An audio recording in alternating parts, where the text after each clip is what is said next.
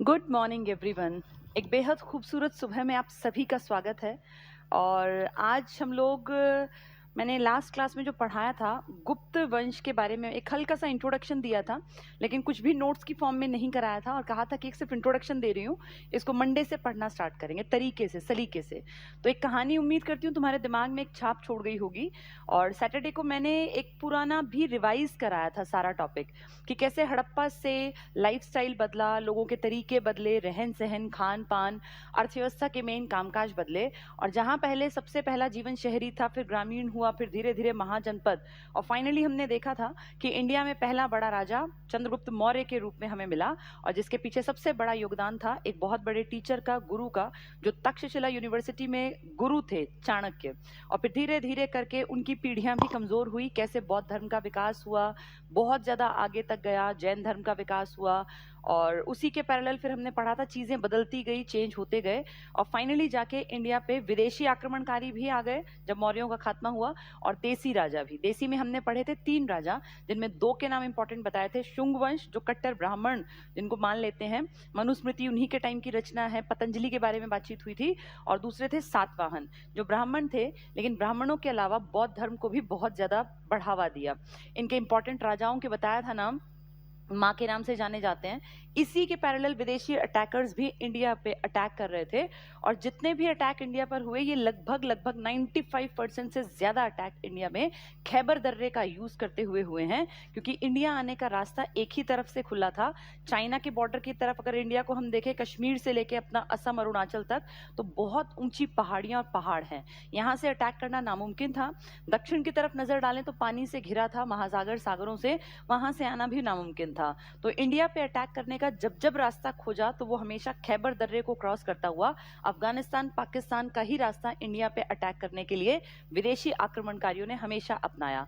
इन्हीं आक्रमणकारियों के क्रम में हमने पढ़ा था हिंद यवन आए थे, शीशे के सिक्के बताए थे, मिनांडर बताया था, नागसेन और मिलिंद पनोह किताब, और यूथिडेमस, ये सब चीजें आपको मैंने बताई थी। इसी के बाद बताया था कि कैसे शक आए, यूची कबीले ने उनको भगा दिया था 5 शाखाओं में, एक अफगानिस्तान में ही रुक गए, 2 उत्तरी क्षत्रप बने, 2 पश्चिमी क्षत्रप बने। फिर इनके बाद पहलव बताया था आपको, और उसके बाद मैंने बताया था कण्व वंश बताया था देसी, और इसके बाद बताया था सबसे इंपॉर्टेंट में लास्ट कुषाण वंश। कुषाण जो कि पहले कभी छोटे मोटे से एक कबीले से भाग कर आए थे, यूची कबीले के थे ये लोग। इन्हीं के कारण पहले शक भागे थे वहां से, बाद में ये भी वहां से वो पुराना रास्ता मध्य एशिया वाला क्रॉस करते हुए, इनके 3 बड़े नामों में आपको अगर याद होगा, कुजुल कड़फिसेस, विम कड़फिसेस, और फिर थे कनिष्क। कनिष्क ने इंडिया का बहुत विकास किया, और इंडिया की एक पैठ बनी रही, एक दबाव बना रहा सिल्क रूट पर। सिल्क रूट वर्ल्ड में बहुत फेमस एक रूट हुआ करता था, और हमारे लिए प्राउड की बात थी कि तीनों जो रास्ते थे, ये तीनों इंडिया से होकर गुजरते थे, और ये कनिष्क के आधिपत्य का इलाका था, तो इसे कनिष्क के काल से जोड़ा जाता है इंडिया से गुजरने वाले सिल्क रूट को। 3 सागरों के नाम मैंने कहा था, याद कर लेना, कैस्पियन सागर, लाल सागर, काला सागर। स्टार्टिंग चीन से है, एंड वहां जाके है, बीच में इंडिया और बहुत सारी कंट्रीज पड़ती हैं। कनिष्क ने अपने टाइम में बहुत ज्यादा ग्रोथ के ऊपर काम किया। कनिष्क के टाइम में बड़े बड़े विद्वान भी हुए, कुछ के नाम मैंने आपको बताए थे, अश्वघोष जिनको ये पाटलिपुत्र से लाए थे, और जो चौथी बौद्ध महासंगीति के उपाध्यक्ष भी बने। इसके अलावा बताया था नागार्जुन थे, जो शून्यवाद के जनक कहलाते हैं, और भारत का आइंस्टीन का नाम भी उन्हीं को दिया गया है। चरक बताया था, चरक संहिता किताब लिखी, मेडिसिन के बहुत बड़े ज्ञाता थे उस टाइम पर।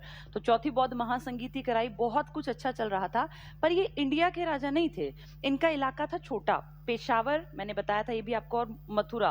फिर गांधार शैली, कैसे मथुरा शैली पनपी, क्या इनमें डिफरेंस था, किसमें भगवान मान लिया, किसमें इंसान मान लिया, किसमें झीने कपड़े, मोटे कपड़े, आभा मंडल, काली सलेटी रंग का यूज, लाल बलुआ पत्थर, कौन सा किस इलाके में फेमस हुआ, ये सब हमने पढ़ लिया था। और इसके बाद मैंने बताया था कि धीरे धीरे इंडिया में फिर से एकता का परिचय दिया, और एक सामंत जो कुषाणों के हैं, कनिष्क के जो बाद तक पीढ़ियां आई, इनके एक सामंत थे, क्योंकि उनका काम था टैक्स इकट्ठा करने का। उन्होंने थोड़ी सी हिम्मत दिखाई और अपने बिहार यूपी के इलाके में अपने नाम में महाराजा लगा लिया। अभी इतने खुलेआम कोई ऐसा नहीं कि पंगे लेने की कोशिश की, लेकिन अपने नाम में महाराजा लगा लिया। ये जिस आदमी के नाम का जिक्र हो रहा है, आप समझ रहे हैं, गुप्त साम्राज्य की स्टार्टिंग जिसका श्रेय जाता है जिस आदमी का नाम है श्रीगुप्त। ये सबसे पहला आदमी है, कुषाणों के सामंत हैं। इन्होंने हिम्मत दिखा के अपने नाम में महाराजा की उपाधि रख ली, लेकिन महाराजा उस टाइम सामंत को भी कहते थे, तो ये नहीं कह सकते कि प्रॉपर ये वास्तविक संस्थापक है।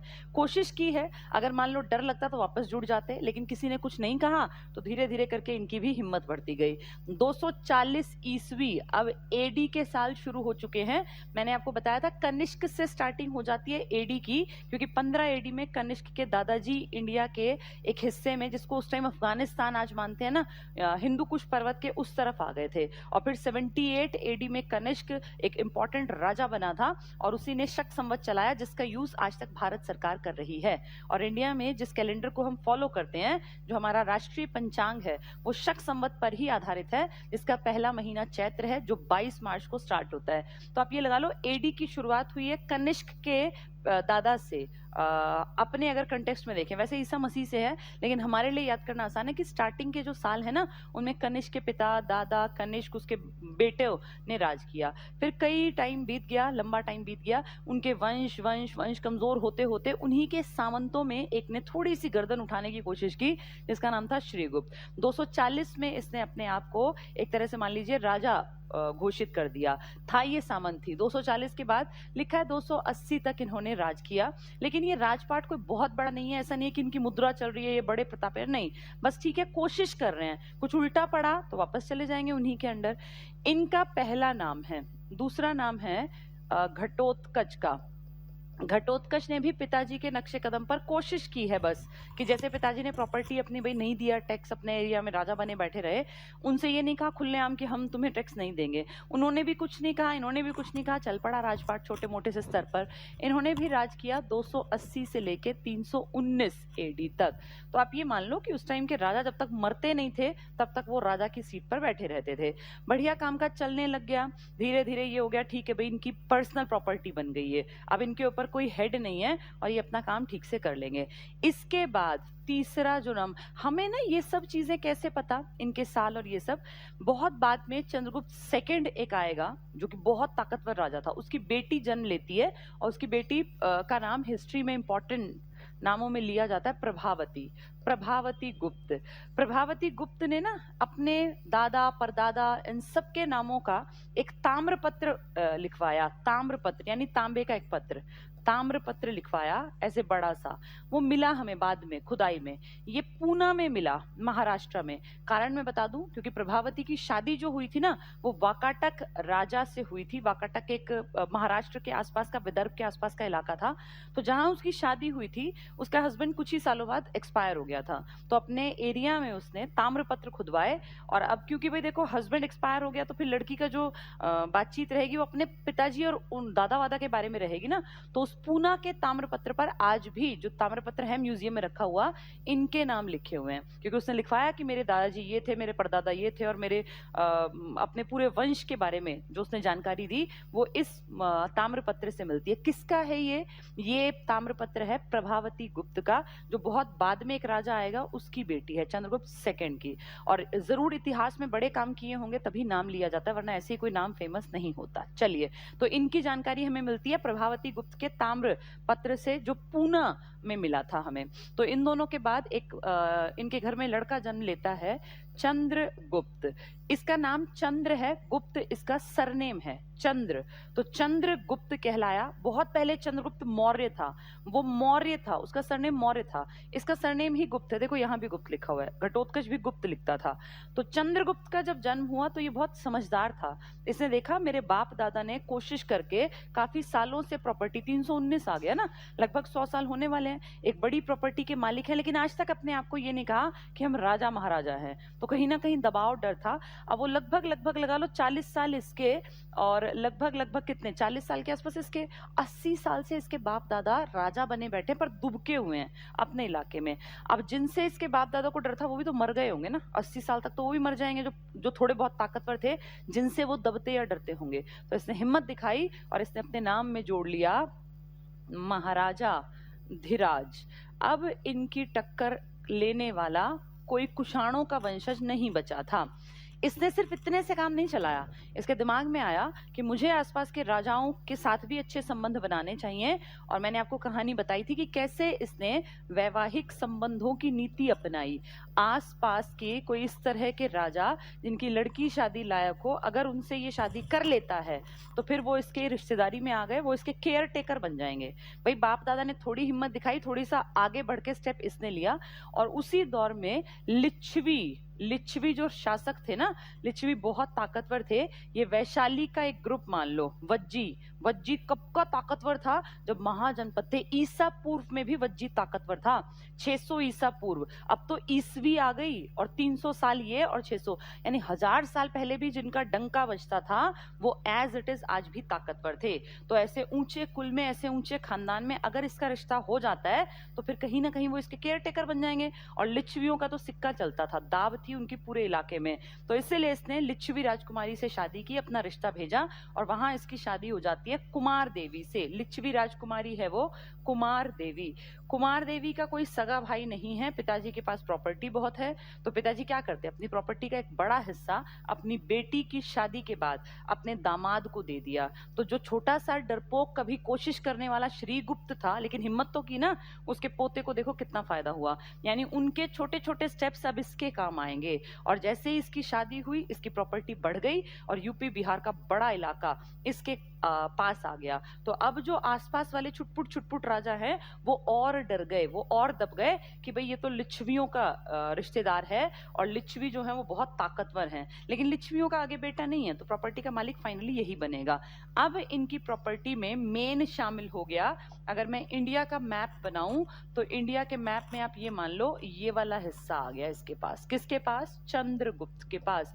और आप अच्छी तरह जानते हैं जब महाजनपद काल था तब भी यही हिस्सा सबसे ताकतवर था, क्योंकि ये मगध का इलाका था। और जिसके हाथ में मगध है उसके हाथ में ताकत रहेगी, क्योंकि मगध में घने जंगल हैं जहां से हाथी पकड़े जा सकते हैं। मगध के जंगलों से लकड़ियां काटी जा सकती हैं जिनसे रथ बन सकते हैं। मगध के इलाके में जनसंख्या बहुत है क्योंकि यूपी बिहार का इलाका है। तो आप ये मान लीजिए कि हर तरह से स्ट्रांग बनने का एक इसको बेस मिल गया चंद्रगुप्त को। किससे शादी करके? कुमार देवी, जो किसकी बेटी है? लिच्छवियों की बेटी।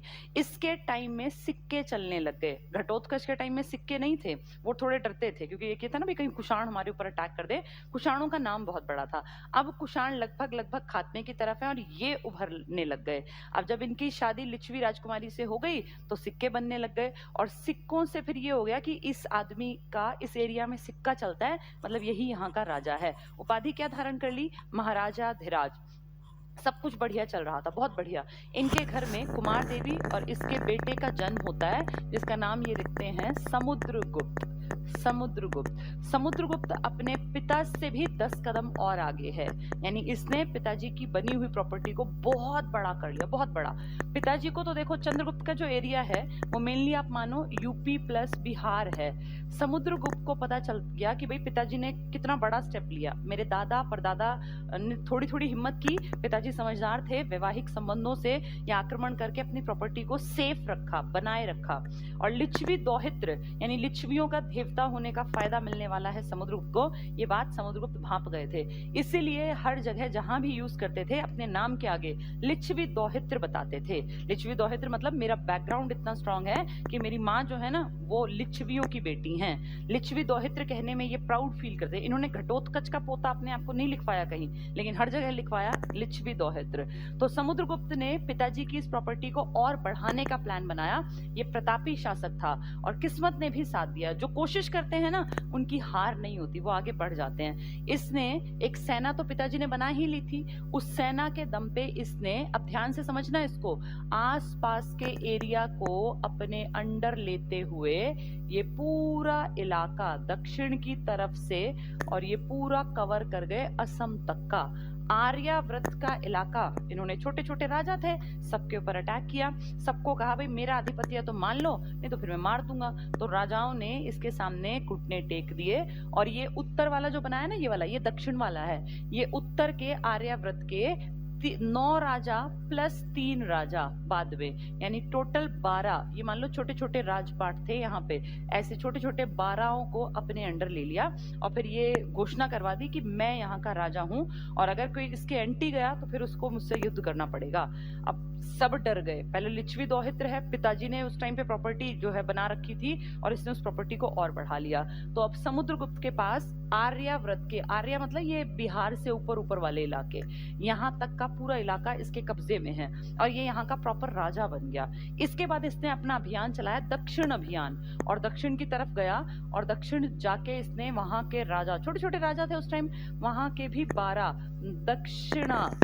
दक्षिणावर्त के भी 12 राजाओं को हरा दिया। ये बहुत समझदार था।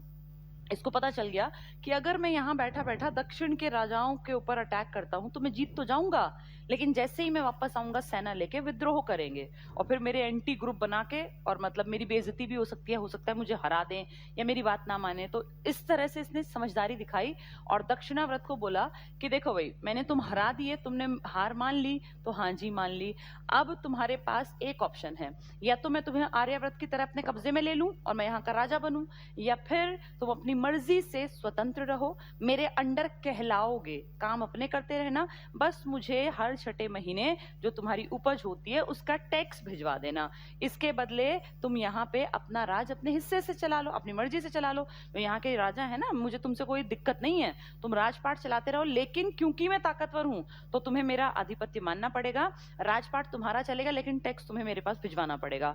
अब दक्षिण के वो छुटपुट राजा हैं, उनको लगा कि यार इतना बड़ा राजा है, अगर हमने इसकी नहीं मानी तो ये हमारे हिस्से को हड़प लेगा, भाई इसका तो डंका पहले उत्तर में बजा हुआ है ना, जब उत्तर में इतना प्रतापी राजा है तो हम इसके सामने क्या है, छोटे छोटे राजा थे, कुछ हजार की सेना लिए बैठे, ये लाखों की सेना के आदमी थे। तो फिर सबने कहा कि ठीक है जी, आप चिंता मुक्त रहिए, हम हर छठे महीने जो भी उपज होगी इसका 1/4 या 1/6 जितना डिसाइड हुआ वो आपके पास भिजवा देंगे। ये यही चाहता था, ये समझदार था, ये जानता था कि साउथ में अटैक करके जीतना आसान है लेकिन वहां पे सेना को मेंटेन रखना इम्पॉसिबल है। और कहते हैं कि इसकी समझदारी, इसकी ये जो तेज दिमाग नीति थी ना, इसके कारण इसने दक्षिण पे राज तो किया लेकिन वहां खर्चा नहीं किया, वहां से सिर्फ खर्चा लाने का काम कर लिया कि टैक्स आता रहेगा, और धीरे धीरे करके यहाँ के सब राजाओं ने बिना किसी खर्चे के, उसका कोई खर्चा नहीं ना, उसको सेना भेजनी, टैक्स भेजते जा रहे हैं। पाटलिपुत्र मगध जो मेन इलाके में बैठा है समुद्रगुप्त, कहते हैं समुद्रगुप्त ने चारों दिशाओं को जीतने का मन बनाया था और इसने कभी भी हार का सामना नहीं किया, जितनी लड़ाइयां लड़ी अपने जीवन में सब में विजयी हुआ, सब में। इसका कहीं ना कहीं कारण था, ये मानता था कि लिच्छवी दोहित्र होने का इसको फायदा हुआ है, पिताजी के वैवाहिक संबंधों का भी इसको फायदा हुआ है, और इसीलिए समुद्रगुप्त क्योंकि कभी नहीं हारा, बहुत बाद में विंसेंट स्मिथ ने कहा ये भारत का नेपोलियन है, भारत का नेपोलियन, ये बहुत बड़ा टाइटल मिला है इसको। नेपोलियन अभी जन्मा नहीं, नेपोलियन बहुत बाद में जन्मेगा, लेकिन बाद में किसी ने कंपेयर किया है विंसेंट स्मिथ नाम के इतिहासकार ने, और कहा कि भारत का समुद्रगुप्त वास्तव में भारत का नेपोलियन था जिसने कभी हार का सामना नहीं किया। तो 12 उत्तर वाले और 12 दक्षिण के, अगर पेपर में 12 ना मिले ना तो ये 9 टिक कराना, क्योंकि 3 को अलग से प्लान करके जीता था। अब इसने क्या किया, इन सब के बाद एक यज्ञ भी करवाया था, वो इंडियन वो यज्ञ था ना, अश्वमेध, घोड़े की बलि वाला यज्ञ। तो पूछ लेंगे किस गुप्त वंश के शासक ने अश्वमेध यज्ञ भी करवाया था, तो इसने, समुद्रगुप्त ने बड़े लेवल पे विजय हासिल करके, सोचो जरा कितनी छोटी प्रॉपर्टी के मालिक थे इसके दादा परदादा, कुछ भी नहीं था, डरते थे, बस महाराजा नाम रखा था। पिताजी ने हिम्मत करके यूपी बिहार तक का इलाका, और इसने इतनी हिम्मत दिखाई कि उत्तर भारत का आर्यावर्त के 12 हिस्से, उन पे तो इसने कब्जा किया। ये जो प्रॉपर्टी थी ना उत्तर वाली, ये तो पूरा इसकी टेरिटरी बन गई, यहाँ इसने राज किया। यहाँ ये नहीं कि टैक्स दो, यहाँ का ये राजा है। दक्षिण से इसने टैक्स वाला अपना जुगाड़ कर लिया कि भाई बढ़िया मेरी प्रॉपर्टी बनी रहे, मेरा दबदबा चलता रहे। बहुत बढ़िया टाइम पीरियड बीत रहा था, बहुत अच्छा। फिर इसके दिमाग में आया कि कल को जब मैं मर जाऊंगा तो ये बातें बताएगा कौन, इतिहास में कहाँ रहेंगी ये। तो इसके दरबार में एक आदमी था जिसका नाम था हरिशेन।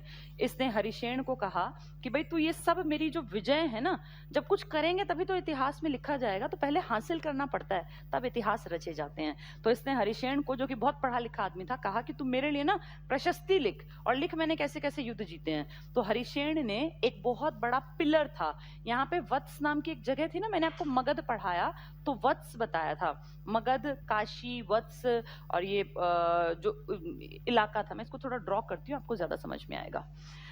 ये देखो, ये मगध मान लें, महाजनपद को अगर हम याद करते हैं, यहाँ अवंती मान लें, इसके पास यहाँ पर था वज्जी जिसकी राजधानी वैशाली थी, इस तरफ पड़ता था कौशल, यहाँ थी छोटी सी काशी और इसी के नीचे पड़ता था वत्स, इस तरफ पड़ता था अंग। ये सब मैंने आपको बताया हुआ है। तो अब इसने, लिच्छवी यहाँ पढ़ते थे ना, इसमें वज्जी वाले इलाके में, यहाँ की लड़की थी जिससे किसने शादी की, जो मगध के वो छोटे से राजा थे चंद्रगुप्त फर्स्ट ने। तो फिर प्रॉपर्टी मिल गई इसको, काफी बड़ा हिस्सा मिल गया था यूपी बिहार का। इसके बेटे ने हिम्मत करके ये सब इकट्ठा कर लिया। फिर इसी का बेटा जो समुद्रगुप्त है, उसने क्या करवाया, बहुत पहले, इनसे पहले, ये तो गुप्त है ना, मौर्य काल में 3 बड़े राजा हुए, चंद्रगुप्त मौर्य, बिंदुसार और अशोक। और आप अच्छी तरह जानते हैं अशोक का हृदय परिवर्तन हुआ था, बौद्ध धर्म उसने अपना लिया था। उस अशोक ने ही एक, इस वत्स में, ये जो वत्स है ना छोटा सा, इसकी राजधानी थी कौशाम्बी। कौशाम्बी, इसकी राजधानी में एक पिलर, एक ऐसा खंबा सा, लाल बलुआ पत्थर से बना हुआ एक खंबा था, ये इसने लगवाया था। और अशोक ने इस पे कुछ बातें लिखवाई थी, ज्यादा नहीं, बस ऐसे 2-4 बातें लिखवा दी। अच्छी बातें अशोक लिखवाता था चट्टानों पे, खंबों पे, तो वो बातें लिखवा दी। कौशाम्बी में, वत्स की राजधानी में, एक खंबा टाइप का पिलर खड़ा हुआ था, स्तंभ। तो इसके बाद कौशाम्बी से, ये लगा लो यहाँ है वो खंबा, यहाँ से समुद्रगुप्त, जो कि मेन मगध और वैसे बड़े एरिया का मालिक है, तो समुद्रगुप्त का वो जो आदमी है जिसका नाम क्या है, हरिशेन, वो घूमते घूमते उसने देखा कि बढ़िया सा खंबा है और इस पे कुछ लिखा हुआ है। तो राजा ने कह रखा था, भाई तुम मेरे बारे में लिख जरा, जो लंबे टाइम तक इतिहास में लिखा रहे। तो उसने इस खंबे को बताया कि सर ऐसे ऐसे एक खंबा टाइप लगा हुआ है और पुराना कुछ 2-4 लाइन लिखी हुई है, पता नहीं किसने लिखवाई, तब इतना ज्ञान नहीं था। तो उसने कहा ठीक है, वहीं से उस खंबे को उखड़वा लो। कौशाम्बी से, वत्स की राजधानी कौशाम्बी से इसको उखड़वा के और फिर लेकर आते हैं प्रयाग में। प्रयाग यानी इलाहाबाद, आज जिसको आप प्रयागराज कहते हैं, यूपी के इलाके में। तो ये लगा लो, यहाँ से उखाड़ के इसको यूपी के इलाके में ले आते हैं और यूपी में उस खंबे को गाड़ देते हैं। तो यूपी में प्रयाग में एक जो लेख लिखता है, वो 3-4 लाइन तो ऊपर है, जो किसकी है, अशोक की। ये खंबा भी बेसिकली अशोक का ही था, लेकिन बाद में इसके ऊपर ढेरों बातें लिख दी जाती हैं, ढेरों बातें। ये 9 + 3 + 12 ऐसे ढेरों बातें लिख दी जाती हैं। और ये सब बड़ाई किसकी लिखी जा रही है, समुद्रगुप्त की। लिखने वाला आदमी कौन है, हरिशेन। ये इसकी विजयों की जानकारी लिखेगा। इसी को कहा जाता है प्रयाग प्रशस्ति। इतिहास में इसकी इंपॉर्टेंस बहुत ज्यादा है, क्योंकि गुप्तों की जानकारी का, जितनी मैं कहानियां सुना रही हूँ ना, ये सब जानकारियां यहाँ लिखी हैं। चाहे लिच्छवी दौहित्र की बात कर ले, या आर्यावर्त के इलाके जीतने की, या दक्षिणावर्त के इलाके जीतने की, तो सारी विजयों की सारी अच्छाइयां लिखी हैं हरिशेन ने समुद्रगुप्त के बारे में। यहीं पर ऊपर लिखा है लिच्छवी दौहित्र, और चंद्रगुप्त और इनकी जो माँ है कुमार देवी, इनका बेटा। तो ये मान लो कि अपने इतिहास को लिखवा दिया पूरा, अपने बाप का नाम, अपने दादा का नाम, परदादा का नाम, सबके नाम लिखे हैं। अभी यहाँ 4थी पीढ़ी तो है ये। सबसे पहले श्रीगुप्त लिखा, उनका टाइम पीरियड लिखा इसी खंबे पर, फिर लिखा घटोत्कच ने राज किया, फिर मेरे पिताजी ने राज किया चंद्रगुप्त, और अब मैं राजा हूँ और मैंने ऐसे ऐसे प्रॉपर्टी इतनी जीत ली दक्षिण की तरफ, इतने जीते उत्तर की, ये सब कुछ लिखवा दिया। किसने लिखवाया, समुद्रगुप्त ने। किससे कहकर, हरिशेन रचित। इसी का नाम क्या है, प्रयाग प्रशस्ति। पहले ये कहाँ थी, वत्स में, फिर ये कहाँ उठा के ले गए, प्रयाग में। इसी को प्रयाग प्रशस्ति कहते हैं। यही इलाहाबाद अभिलेख भी कहलाता है। ठीक है, उम्मीद करती हूँ आपको समझ में आ गया होगा, बहुतों की समझ में नहीं आता ये। इस खंबे को आज प्रयाग में ही, प्रयाग के नाम पर ही जाना जाता है, प्रयाग प्रशस्ति ही इसको कहते हैं। इलाहाबाद अभिलेख भी कहीं कहीं लिखा हुआ है। बाद में, बहुत बाद में जाके एक बहुत बड़ा राजा बनेगा जहांगीर, जो किसका बेटा है, अकबर का, बहुत बाद में। इस जहांगीर के कोरोनेशन या इसके राज्यारोहण के ऊपर भी 2-4 लाइन लिखी हुई हैं। तो पूछ लेंगे प्रयाग प्रशस्ति में किस किस राजा का जिक्र है, तो हमें याद रखना है ये। सबसे पहले अशोक ने बनवाया, तो अशोक का जिक्र है। फिर इसके ऊपर मेन काम जिसके कारण ये जाना जाता है, फेमस हुआ, समुद्रगुप्त। और बाद में किसके कोरोनेशन या राज्यारोहण की खबर भी है, जहांगीर। एक लाइन में बीरबल का नाम भी आया है, लेकिन बीरबल को बहुत बड़े राजा तो थे नहीं, महेश दास नाम था ना, ब्राह्मण थे, उनकी इंपॉर्टेंस तो अकबर ने बना दी थी। भाई तेज दिमाग थे, तेज दिमाग हर जगह अपनी इज्जत पा ही लेते हैं। तो 3 बड़े राजाओं में जिसने स्टार्टिंग की थी अशोक, उसके बाद जो इसको उखड़वा के ले गया जिसका नाम समुद्रगुप्त है, हरिशेन ने प्रयाग प्रशस्ति लिखी, उसी से इसका नाम प्रयाग प्रशस्ति पड़ा। वैसे ये कौशाम्बी में थी पहले, वत्स की राजधानी में। और तीसरा जिसके सिर्फ थोड़े राज्यारोहण के बारे में लिखा है वो है जहांगीर। पेपर में 4 नाम आएंगे, कहेंगे किसके बारे में नहीं लिखा, तो हमें तीनों याद रखने हैं, बनवाने वाला अशोक, ले जाने वाला समुद्रगुप्त, और तीसरा जिसके राज्यारोहण का राज्याभिषेक का वर्णन है जहांगीर। ठीक है, सब कुछ बहुत बढ़िया चल रहा था, बनी बनाई प्रॉपर्टी सब कुछ मिल गया। अब ये बड़ा आदमी है, कभी हारा ही नहीं। इतना नाम है कि श्रीलंका के एक राजा के मन में आया कि भाई उसके वहां बौद्ध धर्म बहुत पनप रहा था कि यार महात्मा बुद्ध जो है भारत में जन्मे थे, तभी तो चीनी बहुत सारे यात्री इंडिया आते थे कि भाई वो बौद्ध धर्म के अनुयायी थे कि यार हमारे भगवान जो हैं वो कहाँ जन्मे, तो वो इंडिया की यात्रा करते थे। इसी लाइन में अगर हम देखें तो फाहियान इंडिया आया था और जो अपना ह्वेनसांग इंडिया आया था। तो चीनियों के लिए ना इंडिया बहुत इंपॉर्टेंट जगह थी, क्योंकि जिसको वो पूजते हैं दिन रात उसने इस धरती पर जन्म लिया था। वैसे तो नेपाल में जन्मे थे, एग्जैक्टली तो नेपाल में, लेकिन उनकी सारी शिक्षा दीक्षा मैंने आपको डिटेल पढ़ाया था, कैसे अपना घर छोड़ के नदी क्रॉस करके उपवन में रहे, फिर घूमते रहे। तो अगर कहें उनकी कर्म भूमि तो मेनली इंडिया है। यही कारण रहा कि विदेशियों का अट्रैक्शन इंडिया रहा कि कहाँ महात्मा बुद्ध जन्मे, उनको बहुत पूजते हैं ना वो लोग। तो अब श्रीलंका में बौद्ध धर्म का डंका बज रहा है। यहाँ का एक राजा है मेघवर्मन, उसके मन में इच्छा है कि मैं भाई बौद्ध धर्म को मानता हूँ, मेरे पास पैसा है, मुझे ना एक कोई इस तरह का बौद्ध धर्म से जुड़ा कोई विहार वगैरह बनवाना है। लेकिन बनवाऊं कैसे, क्योंकि यहाँ तो समुद्रगुप्त का राज है। तो उसकी हिम्मत नहीं पड़ी और इसलिए उसने परमिशन लेने के लिए अपना एक दूत भेजा। सोचो पैसा खुद लगाएगा, लेकिन हमारे राजा से इतना डरते हैं लोग कि वो परमिशन ले रहे हैं कि सर हमें खर्चा करना है, क्या आपकी प्रॉपर्टी में हम छोटा सा एक विहार बनवा दें बौद्ध धर्म के लिए, तो उसको क्या फर्क पड़ता है, नाम तो इसी का चलेगा।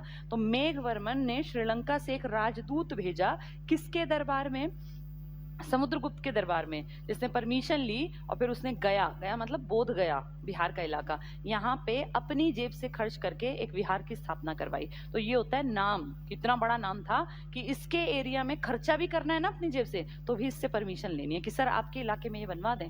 इसका नाम इतना बड़ा फैल गया था। तो भारत का नेपोलियन समुद्रगुप्त है। 9+3 ऊपर के राज्य, 12 दक्षिण के राज्य। दक्षिण की नीति थी ग्रहण करके छोड़ दो, अपने आप काम करेंगे, बस टैक्स देते रहना। उत्तर की प्रॉपर्टी का मालिक बना। अपने सिक्कों पर इसने अपने माँ और अपने पिताजी के चित्र बनवाए। कुमार देवी और इनके पिताजी चंद्रगुप्त की पिक्चर बनी हुई है इनके सोने के सिक्कों पर। स्वर्ण मुद्राएं बहुत ज्यादा बड़ी संख्या में बनी। सोने के सिक्के हमें सबसे पहले पता चले थे हिंद यवनों से, लेकिन वो नियमित नहीं थे। कुषाणों ने गोल्ड, प्योर गोल्ड के सिक्के बनाए और वो नियमित सिक्के थे, वो चले यहाँ पर, लेकिन उनका भी प्रॉपर्टी कम थी। कुषाण को ये थोड़ी कि पूरे इंडिया पे थे, इनकी प्रॉपर्टी भी बहुत ज्यादा थी और सोने की सर्वाधिक मुद्रा इन्हीं के टाइम में चली। और दिनार नाम आपने सुना होगा बहुत बार मूवीज में और इन सब में, कितने दिनार। तो दिनार जो मुद्रा है ना, ये दिनार मुद्रा गुप्त काल की देन है। याद करो पिछले काल में जब मौर्य थे उनकी मुद्रा का नाम पण हुआ करता था और हर आदमी को अपनी लायकियत पे पण मिला करते थे। मैंने आपको बताया था कि मिनिमम जो पण मिलते थे वो एक साल में 60 थे और मैक्सिमम 48,000। तो 5 पण से लेके और 12,000 पण, कुछ इस तरह का था कि भाई इतने हजार पण तक मिल सकते थे। तो 60 से लेके 48,000 मैक्सिमम मिला है, मिनिमम और मैक्सिमम।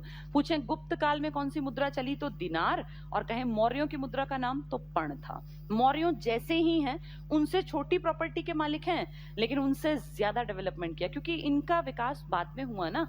अब ये सब समुद्रगुप्त के टाइम पे इतने बड़ी प्रॉपर्टी, ये लिखा जा चुका था, वर्ल्ड में फेमस हो गया था, ये इतना कुछ समुद्रगुप्त के टाइम तक हो चुका था। समुद्रगुप्त के बाद इसका बेटा राज करेगा जिसका नाम है चंद्रगुप्त सेकेंड। एक थोड़ी सी कहानी सुना देती हूँ। समुद्रगुप्त के ना 2 बेटों का नाम है फेमस। एक इसका बेटा था रामगुप्त और एक इसका बेटा था चंद्रगुप्त। चंद्रगुप्त इसके पिताजी भी हैं, इसलिए इसके नाम के आगे सेकंड लिखते हैं।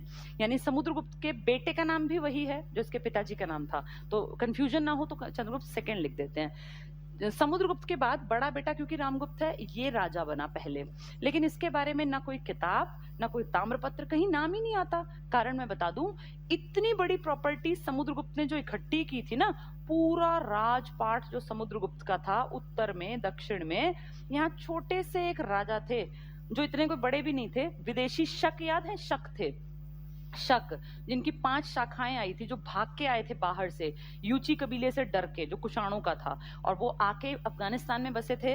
2 उत्तरी क्षत्रप याद करो, तक्षशिला और मथुरा था, और 2 दक्षिण वाले, ये पश्चिम वाले थे, एक नासिक और एक मालवा। तो जो ये गुजरात के आसपास के शक थे ना, रुद्रदामन आपको याद होगा, संस्कृत का पहला अभिलेख, जूनागढ़ अभिलेख, गिरनार अभिलेख, जिसमें सुदर्शन झील थी, वो शकों का ही तो राजा था, वो शकों का सबसे प्रतापी राजा।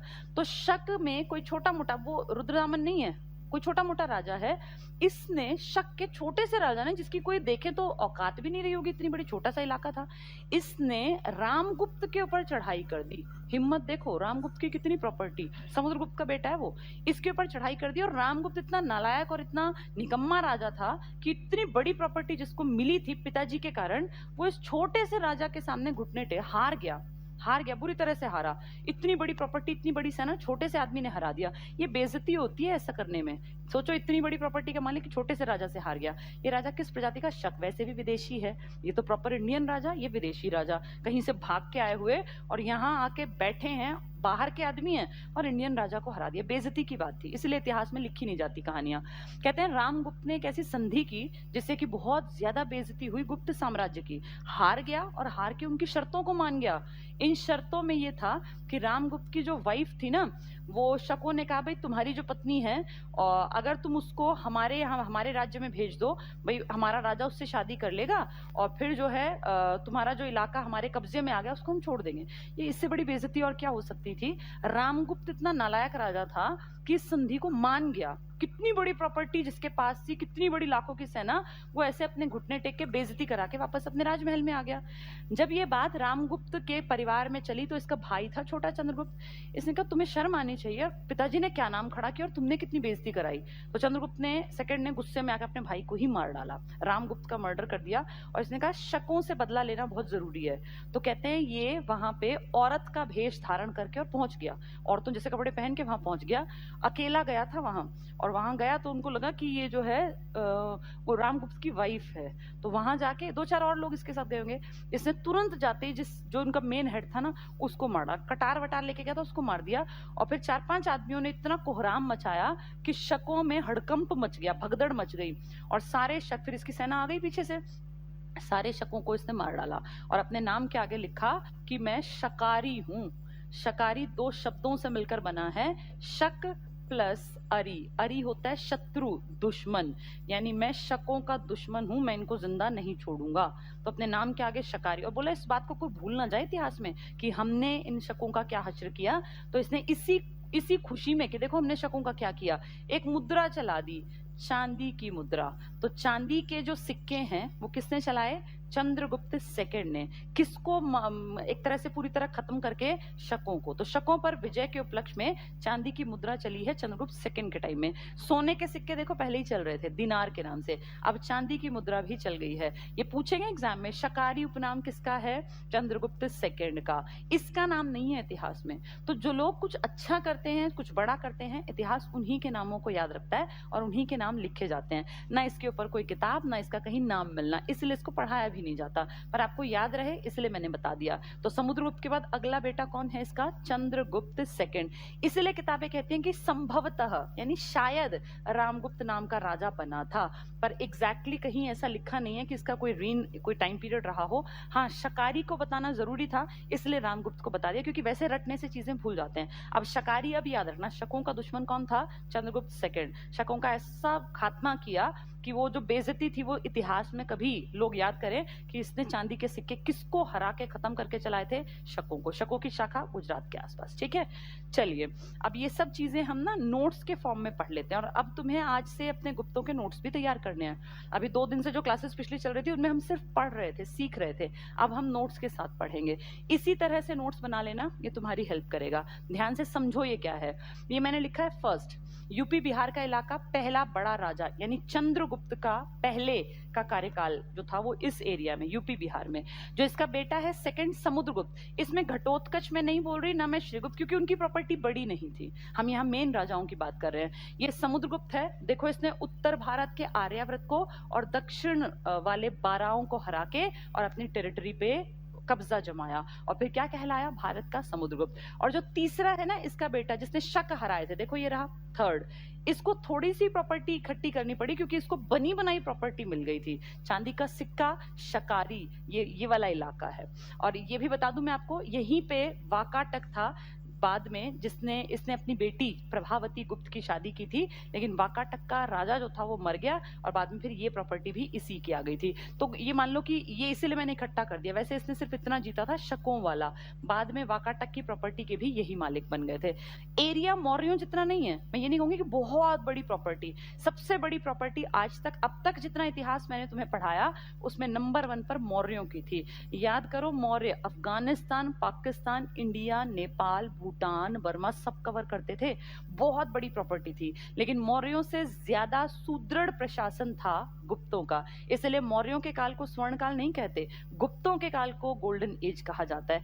टाइम पीरियड भी बीत गया ना, वो आज से कई 100 साल पहले थे, अब जितना टाइम बीतता जाएगा उतना आदमी एडवांस बनता जाएगा, तो ज्यादा बेस्ट टाइम जो जिया है वो गुप्तों के टाइम में जिया है, लेकिन बड़ी प्रॉपर्टी के मालिक थे मौर्य। चलिए देखते हैं श्रीगुप्त। सबसे पहला नाम, 40 साल कहने को राज कर गया, पर खुलेआम ये नहीं कहा कि मैं हूं कोई बड़ा राजा, एक थोड़ा सा दबाव में, डर में, कोई अटैक ना कर दे, धीरे धीरे ये बात फेमस की कि मैं महाराजा हूं। थे ये सामंत। संस्थापक हैं श्रीगुप्त, किसके संस्थापक हैं, गुप्त वंश के। लेकिन अगर पेपर में आ जाए वास्तविक संस्थापक तो फिर टिक मार्क करना, चंद्रगुप्त प्रथम का नाम।